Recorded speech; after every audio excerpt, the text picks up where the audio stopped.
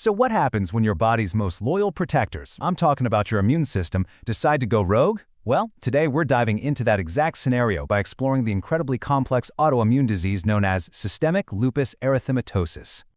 Just imagine for a second that your body is this heavily fortified castle, and your elite guards, the ones meant to protect you, suddenly can't tell the difference between you and an invading army. That's not a movie plot. That's the reality for someone with lupus. It's basically a civil war, a profound and dangerous identity crisis happening at the cellular level. To really get our heads around this, we first need to look into what makes this condition such a deep, an immune system mystery. So the full name is systemic lupus erythematosus, or just SLE for short. Now, it's a classic autoimmune disease, but the word you really need to focus on here is systemic. This isn't just a targeted attack on one little spot. No, this is like a system-wide friendly fire incident, where inflammation can just pop up anywhere, from your skin and joints to your kidneys, or even your brain. You know, at the very heart of it all, the body's internal security team completely loses its ability to recognize its own side. Perfectly healthy cells get flagged as dangerous invaders, and that triggers this relentless, devastating assault that gives rise to all the different symptoms of lupus. Naturally, that begs the question, what on earth causes this kind of catastrophic failure? I mean, how does the system get it so wrong? To understand that, we've got to look at what we know about the triggers of lupus. Well, there's no single smoking gun here. It's not that simple. Instead, it really seems to be a perfect storm kind of situation. You have a genetic predisposition that then gets switched on by a combination of hormonal influences and some very specific environmental triggers. Okay, let's break that down. Genetically, we're not talking about one single lupus gene. It's more like over 100 different gene variations that can prime the body for this. The genetic link is so strong that if one identical twin has it, the other has almost a 50% chance of developing it too.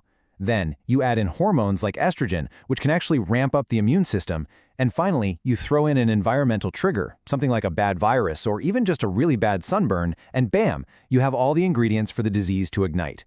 And if you want to see just how huge that hormonal influence is, just look at this number. 9-to-1. Women develop lupus 9 times more often than men, especially during their childbearing years.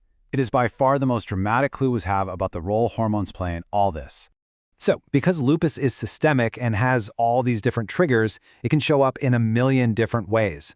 This has actually earned it the nickname the Great Imitator. Let's take a look at why it's truly a disease of many faces. This is exactly why lupus can be so hard to pin down at first. The early symptoms, they're famously vague. I mean, imagine a bone-crushing fatigue that over 90% of patients feel, plus fevers, unexplained weight loss. It feels like you have this persistent flu that you just can't seem to shake, which makes getting an early diagnosis a real challenge. But then, some of the more specific clues can start to show up.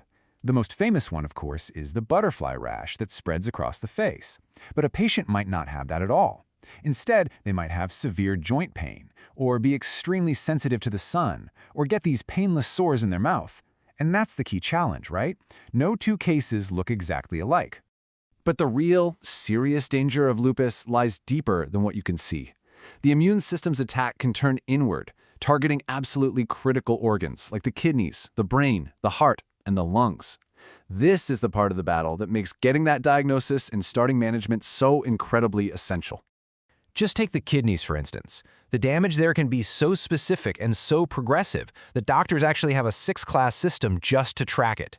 A patient can go from a super mild, almost undetectable issue in Class 1 all the way to irreversible scarring and total kidney failure in Class 6. It's a really stark roadmap of just how devastating this internal attack can be. So, with all these different symptoms flying around, how in the world do doctors actually figure out what's going on? Well, it's a process that takes some serious diagnostic detective work. Yeah, diagnosing lupus is a lot like building a legal case. It all starts with a doctor's suspicion based on the patient's pattern of symptoms. That leads to an initial screening test to see if there's any smoke. If there is, then more specific tests are brought in to find the fire. But at the end of the day, there's no single test, no "you have lupus" button. It's a final judgment call that has to be made based on all the collected evidence. And here's the key difference in the blood work. Think of that first test, the ANA, like a super sensitive smoke detector. It goes off really easily, and almost every single lupus patient will set it off. But it also goes off for a bunch of other reasons. So that's when you need the second set of tests, for things like anti-dsDNA antibodies. These are more like thermal cameras. They don't just see smoke, they actually pinpoint the fire, and that gives doctors the confirmation they really need. This quote really just says it all. The medical literature is crystal clear on this point. No single clinical feature or lab abnormality can confirm SLE diagnosis. It's never about one single piece of evidence. It's always about the full picture. All right, so once that really complex diagnosis is finally made, the question shifts from what is this to, okay, how do you live with it? Let's take a look at what managing this condition actually involves. The very first thing you need to understand about treatment is that there is currently no cure. So the goal isn't to get rid of it, it's all about management. The entire focus is on preventing that organ damage we talked about and trying to get to long periods of remission where the disease is basically quiet. So managing lupus requires this multi-front strategy. You've got foundational medicines, like hydroxychloroquine, that pretty much all patients take. Then there's proactive defense, like being incredibly strict about sun protection, because UV light is such a common trigger for a flare-up. And of course, for the most severe cases where organs are really at risk, doctors will bring in the heavier artillery in the form of immunosuppressant drugs. And that really brings us to the future. While lupus is still a lifelong battle for so many, our understanding of it gets deeper every single year. So the ultimate question, as science keeps pushing forward, is what that next frontier is going to look like and how we can finally help the body declare a lasting truce in this internal civil war.